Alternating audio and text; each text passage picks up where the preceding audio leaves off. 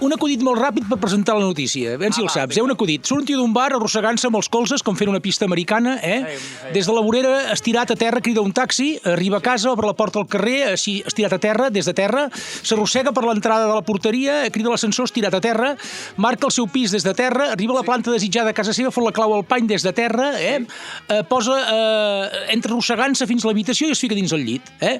L'endemà la seva dona li diu apa, que vas arribar a fer la nit, ben tou vas arribar. Diu, jo? Si no vaig veure res. Diu, no, si han trucat del bar que et vas deixar la cadira de rodes. Doncs notícia d'avui, Carles. Els Mossos busquen el propietari d'una cadira de rodes elèctrica recuperada a Sants Montjuïc. Hòstia. L'aparell, valorat en més de 1.000 euros, es troba a la comissaria del districte barceloní a l'espera que el propietari la reclami. Ostres. Vull dir, clar, el propietari com s'ho ha fet? Aquesta és la pregunta, evidentment.